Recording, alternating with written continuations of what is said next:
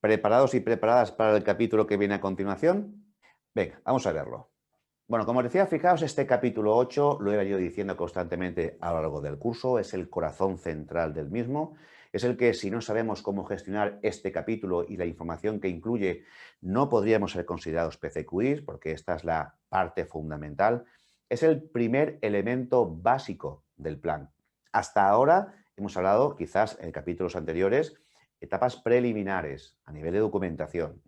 Pero es aquí donde ya legalmente nos toca hacerlo súper bien para no meter la pata y que la FDA nos pueda de alguna forma poner pegas, ¿vale? Así que vamos a hablar de ciertas definiciones, os voy a explicar el por qué es importante que invirtáis tiempo, que invirtáis recursos. Si es que vuestro sistema de gestión de inocuidad no es algo que podáis hacer de forma rápida y sin aportar esfuerzo.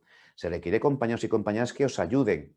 Y además hay que hacerlo con una sistemática que está aquí indicada, ¿vale? Y os voy a explicar cómo se analizan los peligros desde el punto de vista actual 2021, cómo identificar los peligros que son importantes, los que solemos llamar significativos, aquellos a los que hay que ponerle, sin lugar a dudas, un control preventivo. Y luego también, pues, qué tipos de controles preventivos y cómo luego más tarde, en los capítulos que vienen, vamos a poder gestionar, ¿vale?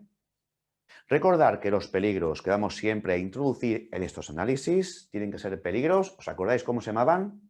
SACODA, perfecto. Necesito escucharlo porque sí, se repite y es bueno que lo tengáis siempre en cuenta. Como mínimo, los peligros SACODA, es decir, aquellos peligros que puedan producir daño adverso a la salud de un consumidor, en este caso humano, pero también se incluye en la definición los animales, incluyendo la muerte, ¿eh? ¿Vale? Luego también importante recordad que todos los peligros que vais a introducir dentro de este análisis tienen que ser peligros que vengan de fuentes bibliográficas, que saben mucho más que nosotros y que nosotras, sin lugar a dudas. Durante varios años se han ido publicando documentos y son ellos y ellas los que nos tienen que dirigir nuestros análisis, aunque también hay peligros conocidos que detectamos nosotros y nosotras, nadie más, incluso ni siquiera en mi sector, porque son peligros míos, de mi empresa, de mi instalación, súper específicos y también hay que incluirlos, ¿vale? Aquí os voy a dar una definición que, bueno, en principio ya veis aquí que es una definición muy potente, pero yo os la voy a resumir. Arriba indica, ¿qué es un peligro que requiere control preventivo? ¿Podríais entender si os digo que un peligro que requiere un control preventivo es un peligro significativo? Tan sencillo como eso. ¿Entendéis que es un peligro significativo dentro de una PPCC? Es un peligro que, en función de dos factores mínimos que utilizamos para valorarlo, de probabilidad y de gravedad cara al consumidor, está utilizando una herramienta lógica de valoración de riesgo, nos indica que es lo suficientemente importante para que tengamos que aplicar un control específico para conseguir eliminarlo, reducirlo o controlarlo, de manera que no dañe al consumidor. Eso es un peligro que requiere control preventivo. Sí que es verdad que me interesa mucho, antes de avanzar, que tengáis en cuenta que uno de los factores que se utiliza es la probabilidad. Fijaos lo que pone aquí.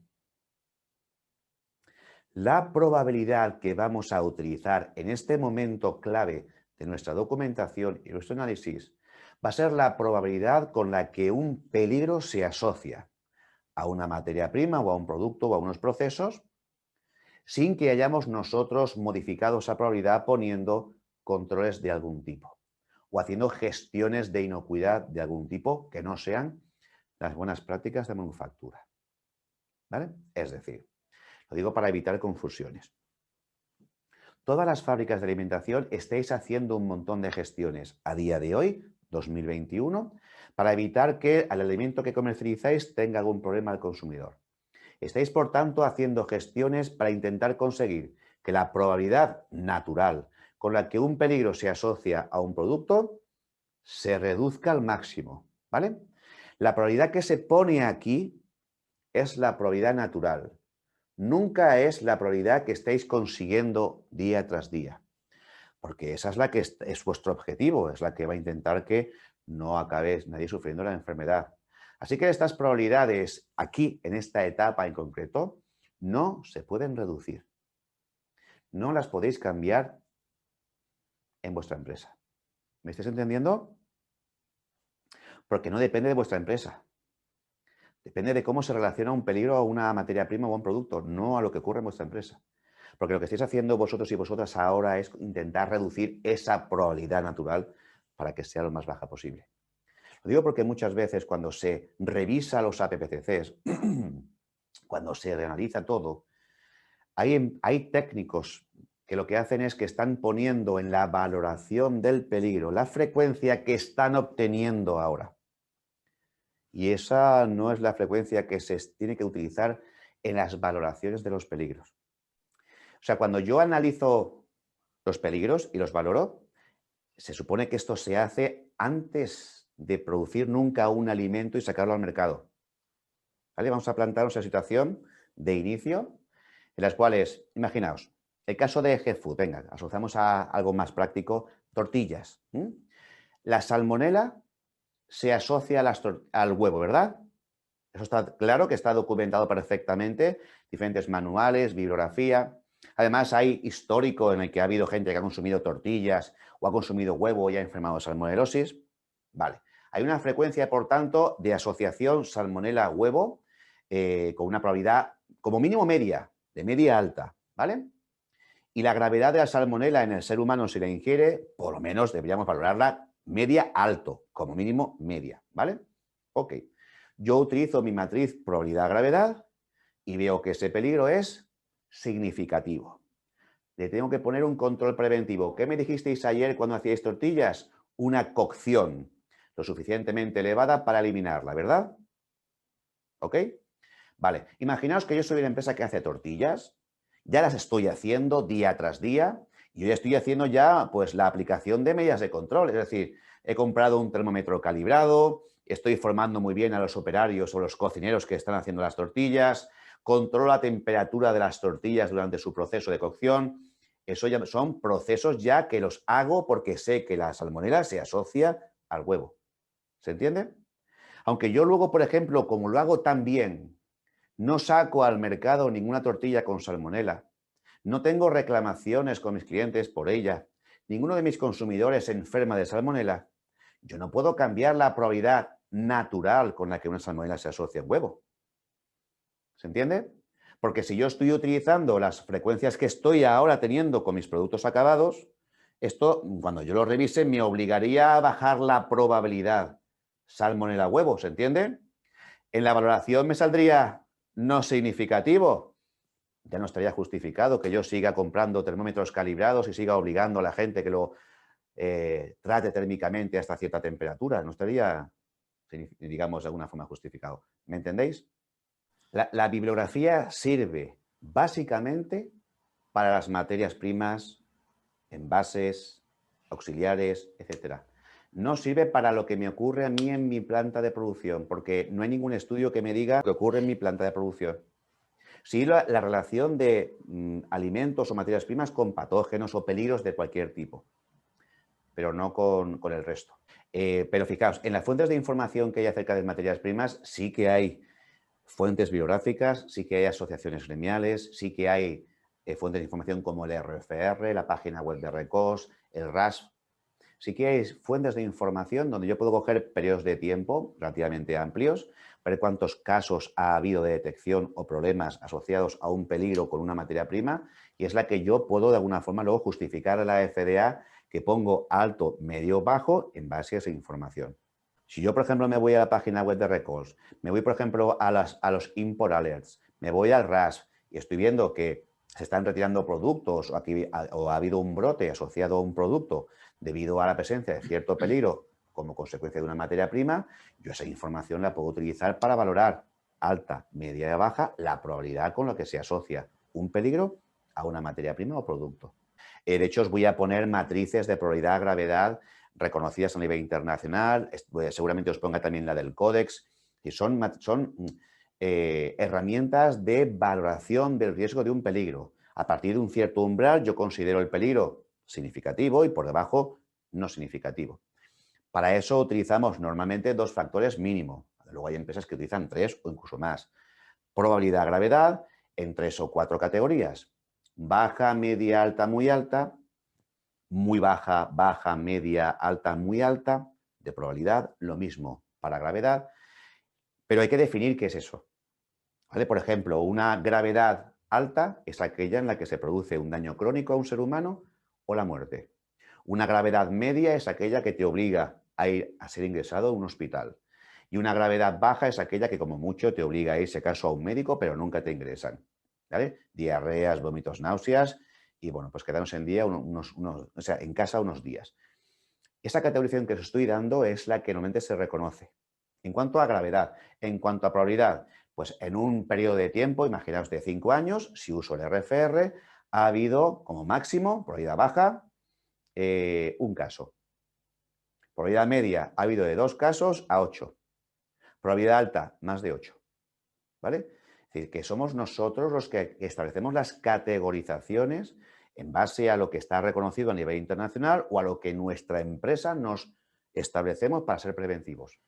¿Entendéis? El mayor esfuerzo que se debe hacer en un análisis de peligros es siempre en la recepción. Siempre. Con todas vuestras materias primas, una por una, ojo lo que estoy diciendo, una por una, tenéis que analizar sus peligros en bibliografía. Luego ya en los almacenamientos, en las formulaciones, en las mezclas, los procesados, los enfriamientos, los envasados, tenéis que ver cómo es vuestra realidad de la empresa. Por eso veréis cómo la segunda parte de un análisis de peligros siempre incluye un análisis en planta, en vuestra propia fábrica. Y eso depende mucho de vuestra infraestructura, depende mucho de vuestros flujos. Fijaos que una PPCC es igual que un HRPC, digamos un sistema dinámico, es un sistema vivo, que ahora podéis empezar con él, conforme vayáis viendo que tenéis carencias o tenéis que mejorarlo, tenéis que mejorar. No se hace perfecto a la primera. Y de hecho, cuando un cliente os reclama, ¿qué es lo que había en el producto? Un tornillo. Investigación de dónde acabó llegando ese tornillo, en qué máquina se aportó, de dónde viene.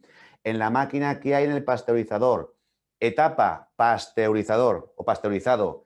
Peligro físico, tornillo. Me lo acaba de decir el cliente que le acaba de pasar, yo investigo y en esta etapa se aporta. Lo pongo ahí. Es decir, que es un sistema que está constantemente actualizando. No es algo estanco, no es algo que con actualizarlo una vez al año sea suficiente. Si yo tengo una reclamación de cuerpo extraño, imaginaos, de un cristal o de una madera, o de, que normalmente suele ser, insisto, los cuerpos extraños, los que suelen ser muy específicos de vuestras fábricas, tengo que introducirlo cuando haga la investigación pertinente de en qué etapa y por qué ha pasado, por qué se ha aportado, lo debo incluir en esa etapa. Pues por falta de mantenimiento, el arandela se ha soltado. Pues entonces, en la etapa donde se aportó, yo me pongo ahí como peligro y mi medida de control, ¿cuál va a ser? Mejorar y establecer un procedimiento de mantenimiento preventivo para ese equipo que me asegure que no se vuelve a soltar o no se vuelve a desprender. ¿Vale? ¿Me vais siguiendo? ¿Sí? De todas formas, ahora, conforme vayamos avanzando, veréis que la cosa se va a hacer más clara. Seguramente se haga más clara. Ok. Vale, pues fijaos, bueno, un control preventivo, por definición, y así lo establece la FDA, va a ser todo procedimiento, práctica y proceso que basado, como es lógico, en una persona PCQI, que es la que conoce el proceso productivo con un nivel de detalle adecuado y su equipo de inocuidad, van a emplear para poder reducir, eliminar o controlar un peligro significativo. Por tanto, los controles preventivos solo se aplican para peligros significativos. ¿Vale? Los controles preventivos no se aplican para aquellos que por probabilidad y gravedad combinada, como mínimo, usamos esos dos, no hace falta que lo gestionemos con un control preventivo porque no está significativo. ¿Ok? Luego veis la sistemática, para que entendáis un poquito mejor. Pero fijaos que no solamente son procesos, ojo, cuidado con esto, no son solo procesos, son también prácticas, son también procedimientos. Imaginaos que yo tengo una sala donde manipulo alérgenos y tengo al lado una sala donde no puede haber alérgenos. Si yo cuando hago análisis de peligros veo que puede dar lugar a un contacto cruzado, el que yo establezca, por ejemplo, una presión positiva en una sala donde no hay alérgenos y una presión negativa en una sala donde sí que hay alérgenos, ¿entendéis que esto es una medida o una práctica o un procedimiento que me va a ayudar a evitar contacto cruzado. ¿Entendéis cuando hablo de las presiones, verdad? Una sala donde tengo yo pues, un sistema de ventilación o de filtrado que me genera una presión negativa y hace que cuando alguien abre la puerta no hay nada que salga, todo entra. Pero como ahí tengo alérgenos, no me preocupa.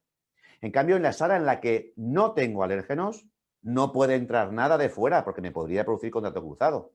Ahí yo creo una presión positiva. Alguien abre la puerta y nada entra, todo sale. ¿Me entendéis?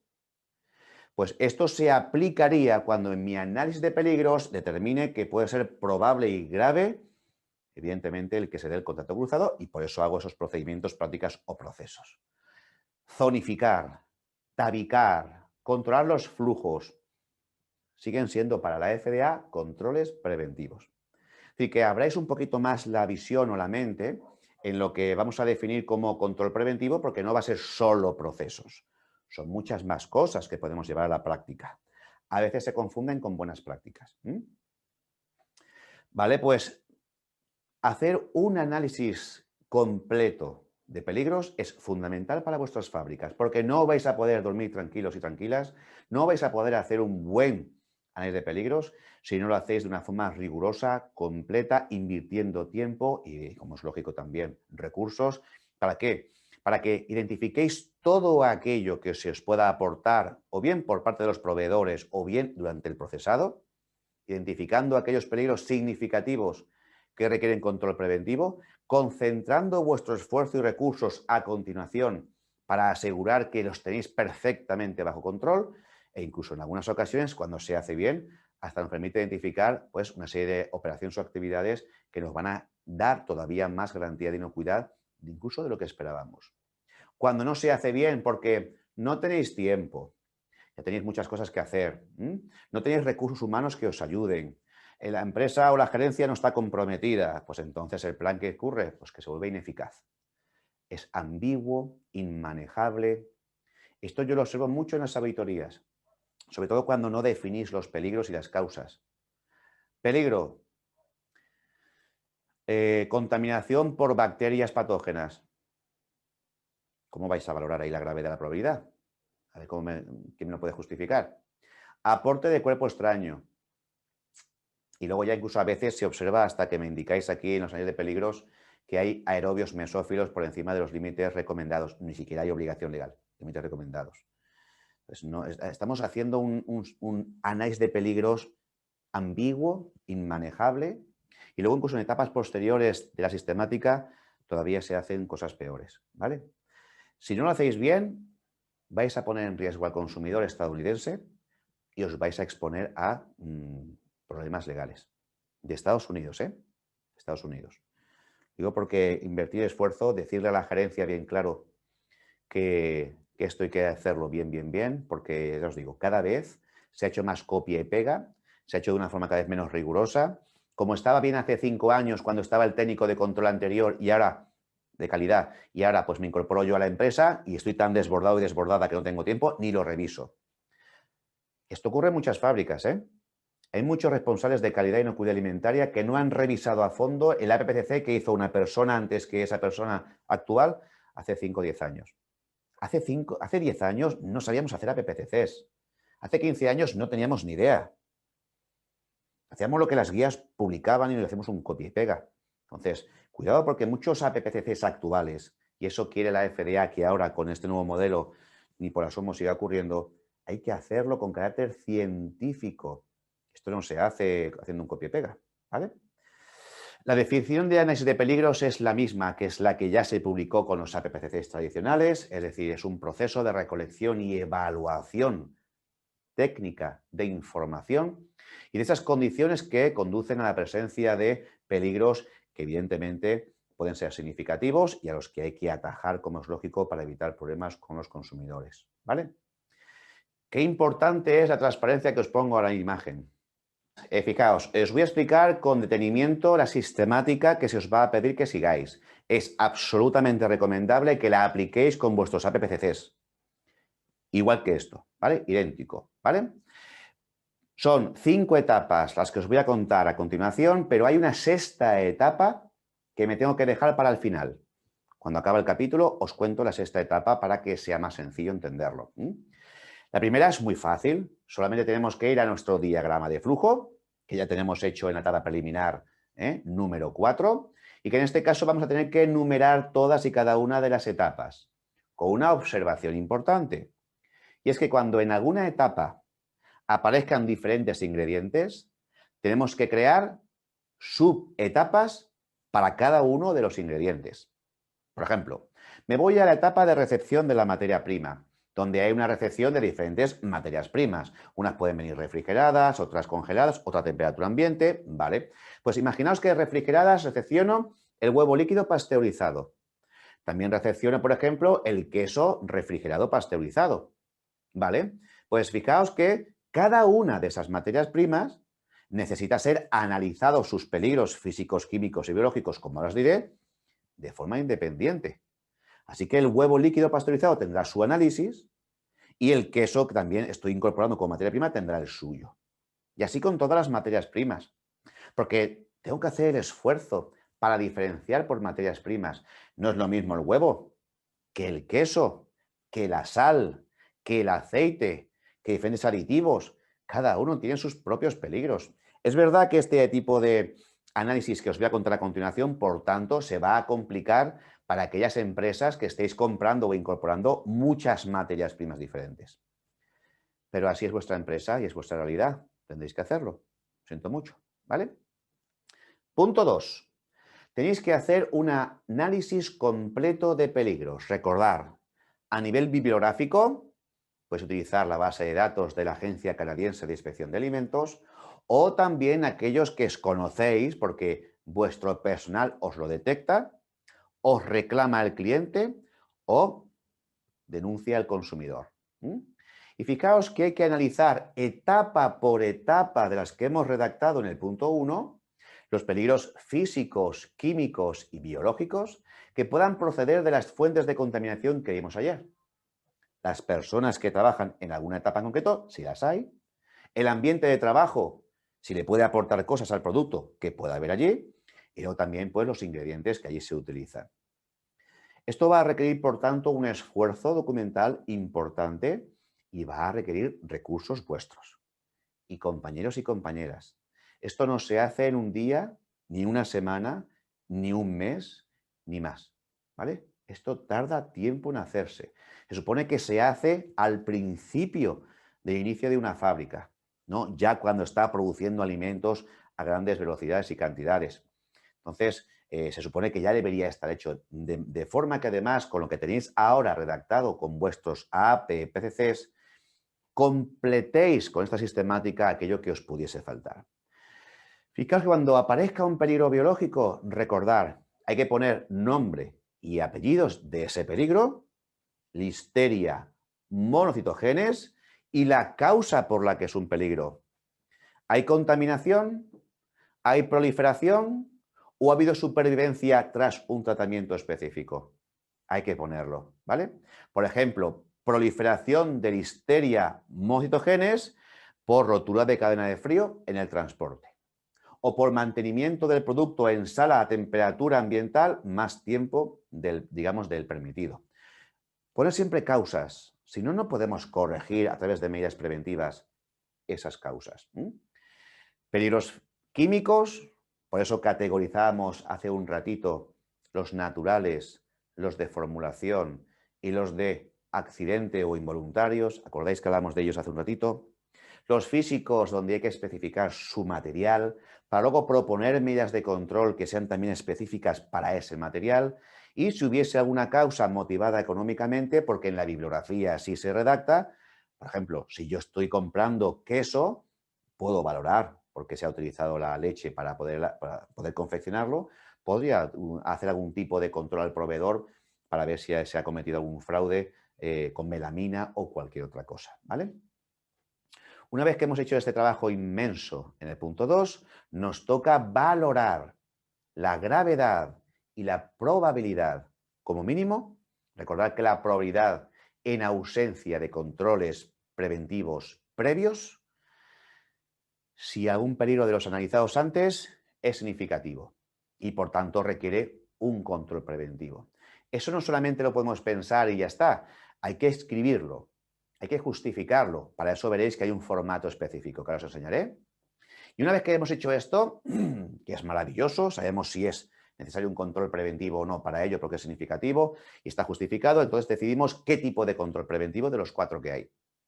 De proceso, de saneamiento, de alérgenos o de cadena de suministro. Uno o varios de esos 4, ¿vale? Fijaos que para la búsqueda de peligros, recordad, tenéis fuentes de información de diferente tipo, RAS, página web de Records, RFR, Servicio de Inspección Canadiense de Alimentos, documentos bibliográficos que están en formato papel en las bibliotecas, guías sectoriales y luego también los reales, las reclamaciones que le ocurren a los consumidores. Una reclamación real que yo le hice a un productor de tortillas, que como me venía perfectamente para el ejemplo de este curso PCQ, dije, venga, no sé si veis aquí mi pijamita, esto es mi cocina, ¿eh? Esto es una reclamación real. Esto no lo tiene en cuenta el fabricante, de hecho es un resto de tefloncito que parece que en las sartenes con las que se hacen las tortillas, pues se le debió desprender y apareció en el plato de mi hija. Con lo cual, pues, insisto, esta información que transmitimos a los fabricantes, porque cuando decimos una reclamación suena muy mal, quiero castigar a la empresa, no, le estoy dando una herramienta de mejora maravillosa porque me ha pasado a mí y mi hija no lo comió, pero si llega a un niño o una niña más pequeñita, el tamaño ya podéis ver cuál es, pues igual le produce un atragantamiento y la gravedad aumenta y las consecuencias aumentan. Entonces, entender siempre como una reclamación, una opción de mejora para la fábrica que elabora el producto, no como algo malo. Entonces, esto es real. Esto es bibliográfico, pero esto es real. Así que cuando se haga la investigación de dónde procede este cuerpo extraño, duro, de color negro, veremos en qué etapa se pudo aportar y cuando analicemos los peligros de esa etapa, hay que incorporarlo y actualizarlo. ¿Vale? Hay que meterlo ahí como peligro nuevo. Fijaos que este es el formato que se utiliza en Estados Unidos y que además os recomiendo que utilicéis para vuestros planes de inocuidad con respecto a FDA. Es un formato donde hay 6 columnitas. La primera columna es donde se indica el número de etapa en el que se va a hacer ese análisis de peligros. La segunda columna es la que nos dice que reflejemos si es un peligro biológico o físico o químico y su causa. La columna número 3 y número 4, que están combinadas, es la que me va a decir si, utilizando una matriz probabilidad-gravedad, ese peligro es significativo y, por tanto, requiere o no control preventivo. ¿Vale? Y cuando ponga siempre un no, con ese peligro hemos acabado. Pero si pone un sí, es decir, requiere control preventivo porque es significativo, entonces me tengo que ir a la columna 5 y a la columna 6. En la columna 5 se indica aquí qué tipo de control preventivo vamos a proponer para su garantía, proceso, saneamiento, alérgenos o cadena de suministro o varios. Y en la columna 6, ¿en qué etapa pensáis que es adecuado hacerlo? ¿En esta, donde hacéis el análisis? ¿O habría que hacerlo en alguno anterior o en alguno que va a venir más tarde en vuestro diagrama de flujo? ¿Me entendéis? ¿Vale? Y así con todas las etapas. Con esas, cuanto más etapas tenga una empresa, cuanto más compleja es, claro, más tiempo lleva a hacer un análisis de peligros riguroso y completo con sus evaluaciones justificadas. Insisto, cuando no haya información bibliográfica, cuando no hay justificación, no se pone el peligro, aunque siempre lo hayáis puesto. Si no ha habido reclamación, no hay documento que indique que eso es así, ¿por qué lo estáis poniendo? Es una invención. ¿Entendéis? O es que a lo mejor no habéis buscado la fuente bibliográfica que lo pone, pero tiene que hacerse todo justificado. Luego también dice FDA que puedes utilizar el formato europeo o sudamericano, pero yo cuando lo he utilizado en empresas de alimentación que exportan a Estados Unidos, la sistemática que va a venir más tarde, porque hasta aquí se podría hacer, pero luego cómo se relaciona esto con los diferentes controles preventivos, hace que sea a veces inmanejable. Con lo cual, no os recomiendo que los utilicéis. Ahora, si queréis hacerlo, dice FDA, que si os resulta práctico y entendéis cómo se hace, recordad que esto es lo que se utiliza normalmente con los APPCCs, pues bueno, pues seguir con ellos. Pero insisto, no lo recomiendo, ¿vale? Que quede claro. Para que veáis un ejemplo aplicado a la empresa ficticia que justamente utilizamos para eso, para que veáis la parte práctica, Este es el formato que utiliza la empresa EG-Food. En este caso, para los productos que comercializamos, pues la tortillita, tortilla con queso, tortilla con panecillo y queso. Vamos a analizar los peligros de la etapa específica de recepción de materia prima, de una materia prima llamada huevo líquido pasteurizado. En conjunto es solo una etapa. Buscamos en bibliografía, buscamos peligros reales, ¿vale? Y nos dice, por ejemplo, que podríamos incluir como peligro biológico, entre los que pudiese haber, el patógeno vegetativo Salmonella, ¿vale? Podríamos poner como peligro químico, pues el alérgeno natural que viene asociado al huevo, ¿vale? El propio alérgeno huevo. Y luego, para no complicar mucho el ejercicio, pues en cuanto a físicos, vamos a poner que no es razonable ni tampoco se detecta ninguno físico, ¿vale? Ahora lo que vendría a continuación sería rellenar las siguientes casillas, ¿de acuerdo? Fijaos algo muy importante, que por eso se pone esto. En el físico, ¿veis que pone ninguno? Pues tenéis que justificarlo. Y tenéis que indicar dónde habéis buscado para dejar claro que no hay ninguno. Porque entonces la FDA no sabrá si es que se os ha pasado o es que realmente no había ninguno. Porque en muchos años de peligros que se observan con APPCCs, en ciertas etapas aparece biológico, químico y no hay ningún físico. Y no se pone nada. Entonces, insisto, no sabemos si es que no lo había o es que se os ha pasado cuando habéis utilizado el formato para rellenarlo. ¿Me entendéis? Entonces, hay que poner digamos, los 3 tipos de categoría de peligro, según su naturaleza: biológicos, químico o físico. Esto solo es un ejemplo didáctico. Podría haber 3 o 4 biológicos, podría haber 3 o 4 químicos, podría haber ninguno físico, pero que no penséis que solo se pone uno por cada fila. Uno biológico, uno físico y uno... Porque esto me ha pasado en algún curso de formación, ¿vale? En los ejercicios que veremos luego más tarde. ¿Qué debéis considerar para el análisis de peligros? Lo que ya os he dicho, fijaos, cómo formuláis, cómo es vuestra fábrica diseñada, los flujos, cómo manipuláis las materias primas, cómo las almacenáis, vuestras propias prácticas de transporte, cómo procesáis, incluso si tenéis reprocesos o devoluciones. ¿Tenéis diagramas de flujo de devolución? ¿Os acordáis que había una etapa preliminar número 4 que decía diagramas de flujo? ¿Tenéis los diagramas de flujo de devoluciones? Porque ya sabéis que algunos clientes os devuelven productos, ¿verdad? Un producto que sale de vuestra empresa, luego vuelve a ser introducido en la misma. Hay, por tanto, una recepción, ya no de materia prima, hay una recepción de producto acabado, que tiene que ser luego almacenado, ¿dónde? En almacén de producto acabado, y luego vuelve a haber una expedición. Sin lugar a dudas, aquí nos enfrentamos con peligros que podrían ser diferentes. No solamente peligros de inocuidad, roturas de cadena de frío, contaminaciones en el transporte, carga-descarga, sino que hay también peligros de fraude y peligros de food defense. No os olvidéis que si estos diagramas de flujo no los tenéis, se os escapan cosas a día de hoy, ¿vale? Entonces, los reprocesos, las devoluciones también tienen que hacer gestiones para evitar problemas con ellas. Cómo es vuestro envasado, vuestro etiquetado, vuestra distribución, cómo usa el cliente vuestro producto de forma razonable. ¿Os acordáis que hablábamos antes del uso esperado y la formación de destino? Pues en cuanto al uso esperado, puede haber peligros nuevos que no se den en vuestra fábrica, sino en casa del cliente. Cuando lo manipula, cuando lo almacena una vez abierto, cuando lo descongela, cuánto tiempo tiene para poder utilizarlo. ¿Entendéis? ¿Vale? Una vez descongelado, úselo en las siguientes 24 horas. ¿Por qué? Porque en mi análisis de peligros tengo indicado que puede haber proliferación microbiológica, podría haber no sé qué, y esto tenemos que evitar que dañe al consumidor. Saneamiento que también tengamos que realizar dentro de la empresa, es decir, que hay una serie de factores que tienen que tenerse en cuenta por parte de los equipos de inocuidad para que no se escape nada. ¿De acuerdo? Vale. En cuanto a la valoración de los peligros, una vez analizados y puestos en la columna 2, gravedades. Ya os he dicho antes que la gravedad normalmente se categoriza en 3, pero podéis categorizarla en 4 o en 5 como deseéis. Aquí la FDA no se mete. Sí que es verdad que estas categorías, cuanto más amplia, mejor. Y si las cuantificáis, como luego veréis, mejor también. Podemos tener categoría alta, media, baja. en función del daño que produce el consumidor y las secuelas que podría dejarle, y también la susceptibilidad de la población de destino. Recordad que esto lo identificábamos también en la etapa preliminar número 3.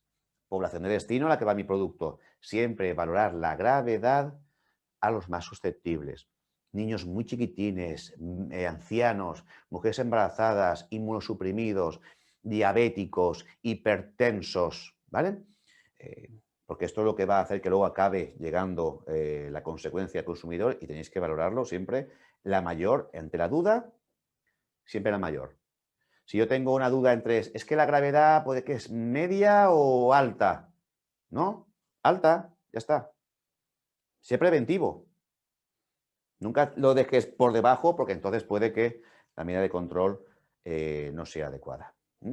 En cuanto a las probabilidades, como os decía antes, probabilidad natural. Hay que buscar información bibliográfica sobre datos pasados o brotes que han ocurrido históricamente hablando con mis productos que estoy comprando, mis materias primas, perdón, o los productos que yo estoy comercializando, o productos semejantes. Hay ciertos sectores donde no hay mucha bibliografía. Por ejemplo, tuve la oportunidad de trabajar hace muy poquito con una empresa de turrones. Entonces, la empresa de turrones me decía, es que no hay mucha información bibliográfica acerca de, bueno, pues entonces busca productos que sean semejantes, que tengan ingredientes semejantes, que tengan también procesados parecidos, aunque no sea el tuyo específico del turrón. En Estados Unidos no se consume mucho turrón, entonces no hay muchas publicaciones que estén diciendo que el turrón tiene ciertos problemas, ¿vale? Podemos ir a, pues, a guías sectoriales, asociaciones gremiales, ahí quizás hay más información. Publicaciones científicas y luego fijaos el histórico de una empresa. ¿Se puede tener en cuenta el histórico de una empresa en la probabilidad? Sí, pero nunca para bajar la probabilidad que antes hemos obtenido aquí. Solo sirve para aumentarla. Si yo, por ejemplo, soy una empresa que en particular tengo más problemas con mis clientes con ciertos peligros, me están devolviendo productos porque están detectando ciertas cosas. Igual en mi empresa tengo una particularidad que hace que ciertos peligros que en el resto de empresas del sector la probabilidad, por ejemplo, es baja y en mi caso es media o es alta, ¿vale? Pues eso tengo también que incluirlo, ¿vale? Entonces, pero solo para aumentar, nunca para reducir. Tenerlo en cuenta siempre esto, ¿eh? Si no, metemos la pata y nos equivocamos. Y luego también más informaciones, como os decía antes. Fijaos aquí en cuanto a información histórica, ¿veis? Si ha habido quejas de consumidores, si estoy detectando positivos en monitoreo ambiental, si estoy teniendo problemas en resultados analíticos de ingredientes o materias primas, si estoy detectando cuerpos extraños en mi empresa, pues puede que en mi caso esa probabilidad pues sea mayor que en otras, pues lo debo valorar como tal. Puede que yo tenga que hacer un control preventivo para ciertos peligros que otras empresas del mismo sector no tengan que hacerlo. Por dónde estoy ubicado, por cómo es mi distribución en fábrica, por cómo es el flujo de trabajadores, cómo es todo, puede que sea así, ¿vale? Es el problema de las guías, que son tan genéricas que esto no nos dice que lo hagamos. Factores que pueden afectar a la recurrencia, es decir, que pueden aumentar la probabilidad mía de mi fábrica con respecto a lo que hacen otras empresas del mismo sector. Pues cómo preparo, cómo transporte, cómo almaceno, cómo son mis instalaciones en general. Todo eso puede hacer que cambie la probabilidad. ¿Y cómo es un factor que modifica la valoración de un peligro? ¿Lo hace significativo o no? Puede hacer que a mí me salgan significativos y a otros no. Lo que no puede ser es que a mí no me salga significativo y al resto del sector sí. ¿Me entendéis? Si al resto del sector es que sí, a mí es que sí. Si al resto del sector es que no, a mí me podría resultar que sí. ¿Vale? Porque yo puedo tener unas condicionantes que hagan que la probabilidad sea más elevada y la gravedad, evidentemente, justifique que sea significativo o no lo sea. Vale. Aquí os pongo ejemplos sencillos, muy sencillitos, de matrices genéricas que se utilizan en la industria. Aquí no quiero decir ni que uséis una ni que uséis otra, ojo, ¿eh? Solamente lo pongo en pantalla por si alguien no la ha visto antes. Pero seguid utilizando las vuestras, ¿eh? Probabilidades categorizadas, gravedad categorizada, de un tipo de matriz, la otra. Esto es libre, siempre y cuando le digáis a la FDA, yo he utilizado esta matriz probabilidad-gravedad, cuando hago el análisis de información, me da esta probabilidad para este peligro, esta gravedad para este peligro, lo combino, probabilidad-gravedad, y me sale, por ejemplo, valoración mayor. ¿vale? Pues si es mayor, es significativo, ¿vale? Ok, pues ya está. Así lo valoras, ¿vale? Ya digo, son matrices que os he puesto solo para que veáis que diferentes modelos, pero que cada uno use la que utiliza en la actualidad. Perfecto. Aquí hay más, por ejemplo, esta utiliza también el factor de detectabilidad, que se incluye mucho en los números de priorización del riesgo, que se usa mucho en Alemania, por ejemplo. Pues hay empresas que tienen centrales en Alemania, que luego llegamos aquí a España y vemos este tipo de valoraciones. Pues perfecto. Una cosa que sí que os recomiendo. ¿Veis que las categorías tienen valoraciones entre paréntesis? Que pone 1, 3, 5. Sí que es una muy buena herramienta trasladar categorías a números. Si yo, por ejemplo, me voy atrás, ¿vale? Pongo aquí a la izquierda alta, media, baja y pongo la baja 1, la media 3 y la alta 5. Y lo mismo con la gravedad. Entonces, lo que estoy haciendo cuando obtengo información es, por ejemplo, darle aquí mayor, ¿vale? Que sería 3 de probabilidad media y 5 de probabilidad alta, de gravedad alta, 15. Vale, pues yo me pongo un umbral, por ejemplo, y digo, a partir de una valoración superior a 9, significativo, por debajo de 9, no significativo. Pues entonces, como me ha salido 15, es significativo. ¿Se entiende? Cuanto más se cuantifica o se semi-cuantifica, más técnico son los análisis de peligros. Así que absolutamente recomendable. Vale. Esto es lo que pondríamos aquí, en la columna 4, de la justificación. ¿Por qué has puesto que es un peligro significativo o no? Pues porque al aplicar probabilidad de gravedad me sale este valor, me sale este otro. ¿Vale? Ok. Bueno, esto ya lo he visto ya antes. Entonces, una vez, fijaos, que tenemos detectadas las o los peligros significativos, donde hemos puesto en la columna 3 un yes, un sí, si hubiésemos puesto un no, no es significativo, no hace falta rellenar la 5 o la 6, pero como hemos puesto un 6 en este modelo de ejemplo de EGFood, pues fijaos, me toca ahí ponerle ahí la información de qué tipo de control preventivo le voy a poner. A ver, ¿qué tipo de control preventivo le pondríais a la salmonela? ¿De proceso, de saneamiento, de alérgenos o de cadena de suministro? Es una empresa que fabrica tortillas, ¿eh? O sea, proceso y cadena de suministro. ¿Vale? Perfecto. Pues lo pondríamos aquí. Control preventivo de proceso, control preventivo de cadena de suministro de proveedores. ¿Vale? ¿Cuál le pondríais, por ejemplo, al del huevo? Yo, en particular, le pondría un control preventivo de alérgenos. Es un alérgeno. ¿Vale? Recordad que de los 4 que hay, uno es de alérgenos. Entonces, el control preventivo de alérgenos tradicionalmente se realiza en las etapas de etiquetado, donde se garantiza que el alérgeno natural que lleva la materia prima está reflejado perfectamente según ley FALPA en la etiqueta, pero en esa etapa en concreto. ¿Va a ser, por tanto, en esta etapa de recepción? No, no, no. Voy a hacer el control preventivo de alérgenos en la etapa etiquetado, en la número 43. Imaginaos, ¿vale? Si fuese esa la que tiene el etiquetado. ¿Entendéis? Tengo una etapa donde analizo peligros y detecto, los valoro, le pongo un nombre al control preventivo que le voy a asignar para conseguir eliminar o reducirlo, e indico en qué etapa, si es en esta, pongo un sí aquí, y si es en otra, pongo el número de etapa en la que se realizará ese control preventivo. Imaginaos que cuerpo extraño físico hubiese habido tornillo de metal, ¿vale? Yo hago una valoración, búsqueda bibliográfica, resulta que es probable y la gravedad es media o alta y pongo que es un sí aquí en lo que es la columna 3, evidentemente significativo. ¿Qué tipo de control preventivo le voy a aplicar? Un control preventivo de proceso. ¿En qué etapa? En la número 63 que tengo la etapa de detección de metales. ¿Me entendéis?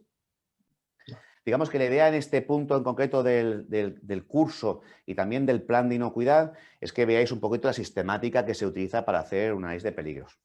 ¿Vale? Así es como se debería hacer. Así es como deberíamos entender que nos va a pedir la FDA cuando nos visite. ¿Ok? Bueno, como os decía antes, cuando sale un peligro significativo hay que ponerle un control preventivo, pues ahí tenéis el de proceso, el de alérgenos, el de saneamiento y el de proveedores o de cadena de suministro o cualquier otro que pudieseis, bueno, pues indicar que es necesario, que no está dentro de los que os acabo de indicar, lo cual es raro, ¿eh? Lo cual es raro.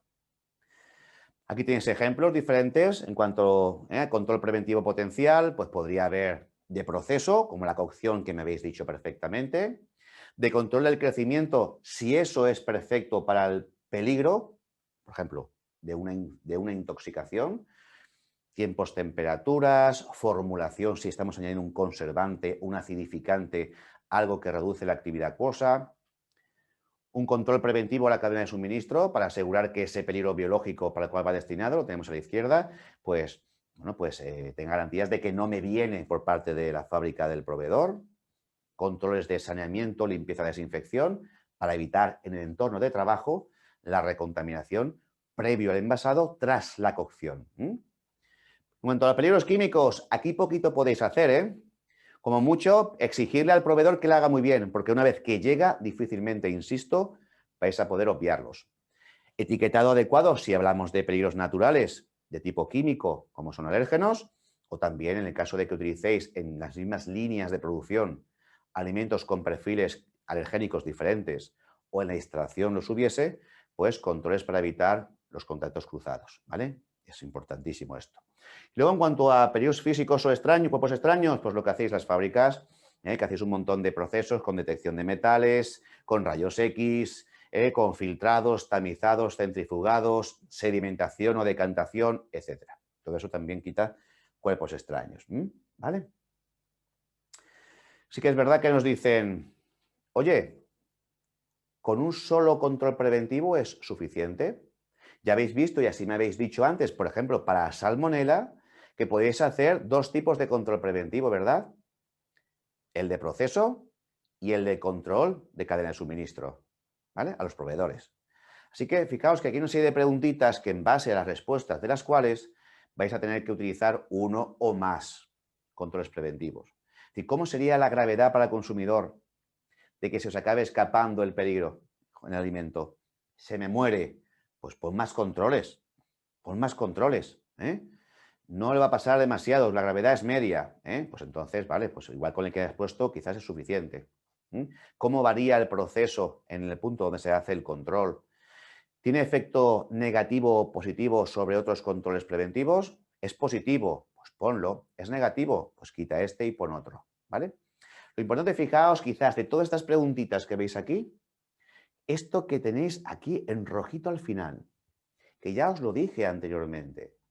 Si cuando una empresa hace una gestión destinada a garantizar la inocuidad de un producto, resulta que con sus análisis, sus controles, sus procesados, lo que haga, no consigue dar garantía de inocuidad del producto, o cambiáis el proceso actual, o cambiáis vuestra fabricación, o hacéis lo que tengáis que hacer para que no sea así, o uno se olvida de exportar a Estados Unidos. En el caso de que fuese mandado, estaríais supuestamente incumpliendo la legislación federal, estaríais haciendo un fraude alimentario y se os caería el pelo por eso también. Estaríais en la lista negra que os dije ayer y os buscarían como fugitivos la Oficina de Investigación Criminal. Entonces, sabiendo que el producto es inocuo o con una grandísima probabilidad de que es así, lo podéis mandar para allá, pero si no hay que modificar cositas, ¿eh? Nuevos equipos, nuevas etapas, nuevos controles, lo que queráis conveniente. Bueno, pues aquí tendríais todo el modelo de GFood. Insisto, lo tenéis en el apéndice 3 también de vuestro manual, con todas las valoraciones desde el principio, primera etapa.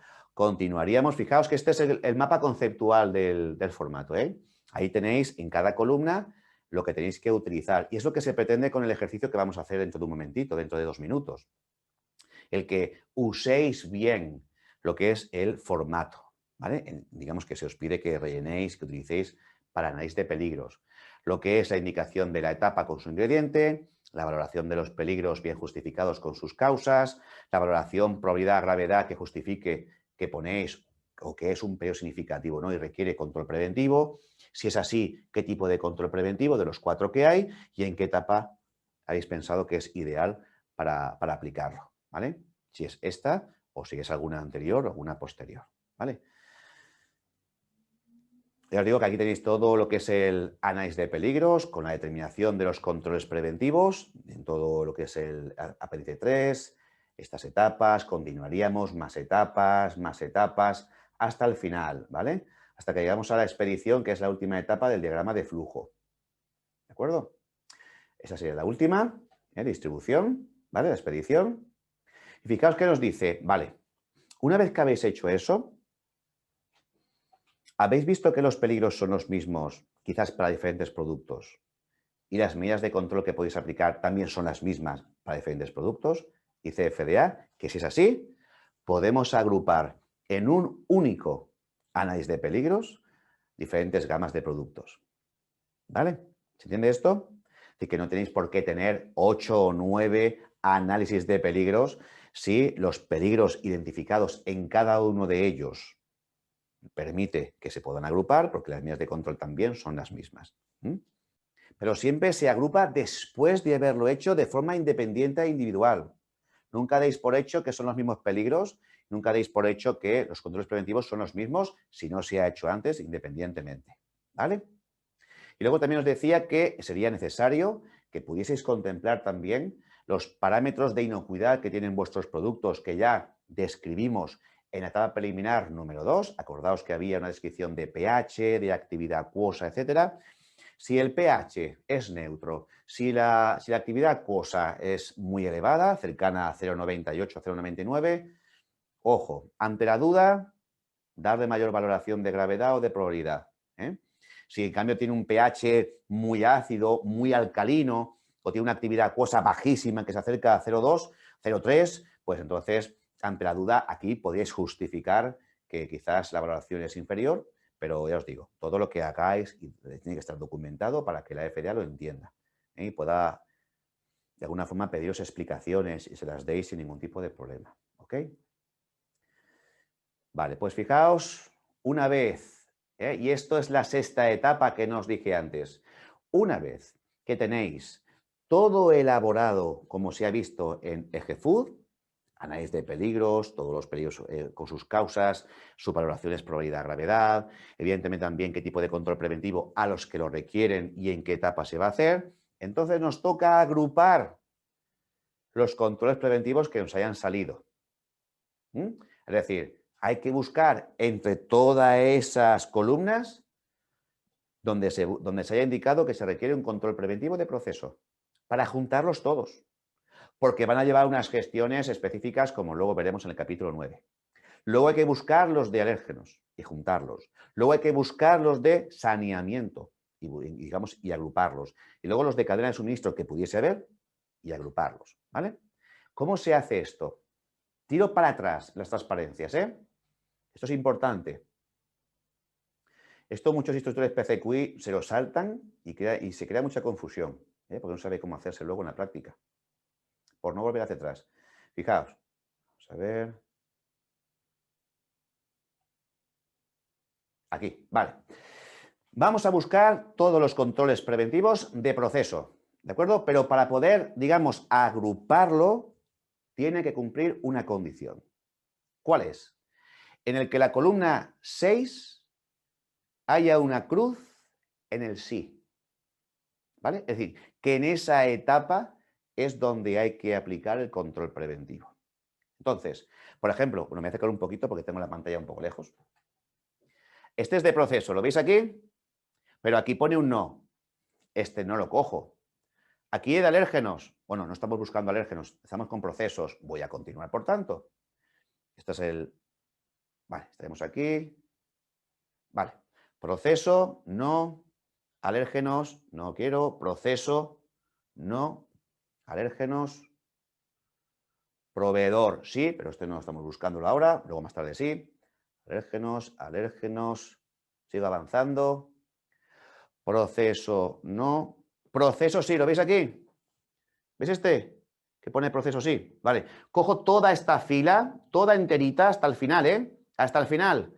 Y la separo en mi documentación. La voy a poner aquí, venga. Aquí. Vale. Continúo. Voy a buscar proceso sí. Saneamiento, saneamiento, alérgenos. Proceso. Proceso sí, ¿lo veis ahí? Cojo toda esta fila hasta el final. Y lo junto como antes. Aquí lo dejo con el otro. Lo junto, ¿vale? Sigo buscando más. Proceso que ponga así. alérgenos, ya ni más, ya ni más. Así que tengo dos, ¿lo veis aquí? Estos van a ir a una parte del plan de inocuidad para que yo los gestione más tarde, como veremos en el capítulo 9. El resto que ponía proceso, pero en la columna 6 pone no, me olvido de ellos. Solo es proceso, sí, ¿vale? Ahora voy a buscar los de alérgenos. Tiro para atrás. Para atrás, vale. Este es de alérgenos, sí, aquí tengo uno, fijaos. Alérgenos, sí, lo cojo toda la fila hasta el final y los separo. No los pongo junto a los de proceso, ¿eh? Los separo en un grupito aparte. Sigo buscando, tengo alérgenos, no, este no lo cojo. Alérgenos, no, proceso, alérgenos, no. Poneme aquí que soy molesto. Proveedor, alérgenos, no. Alérgenos, no. Proceso, proceso. Saneamiento. Alérgenos, sí, ¿los veis aquí? Alérgenos, sí. Cojo toda la fila completa y lo junto a la anterior, que también es de alérgeno. Y así lo voy haciendo hasta el final. Y lo mismo voy a hacer con los de saneamiento, que ponga así. Y lo mismo voy a hacer para los de cadena de suministro, que ponga así. ¿Se entiende esto? Entonces, una vez que ya he hecho eso, es la etapa número 6, tengo, fijaos, juntitos los de antes. ¿Los veis aquí los dos? ¿Veis que pone proceso sí? Proceso sí. Juntitos. Ahora voy a buscar los de alérgenos. Los tenemos ahí. Con la columna 6 que pone sí, ¿lo veis? Voy a hacer lo mismo con los de saneamiento. Los tengo aquí ya cogiditos. ¿Veis que pone sí en la columna 6? Y lo mismo para la cadena de suministro, que aquí en este ejemplo solamente aparece uno. Con el queso, ¿vale? Cadena de suministro, sí. Ya está, ya he acabado el primer elemento básico del plan. Ya he acabado el análisis de peligros y la determinación de controles preventivos. Perfecto. De los 6 que hay, tengo ya el primero acabado. ¿Se entiende esto? ¿Vale? Este es el más potente a la hora de invertir tiempo y a la hora de hacerlo muy bien. Estos son más sencillitos hacerlos, ¿vale? Con eso, por tanto, ya tendríamos acabado el capítulo 8.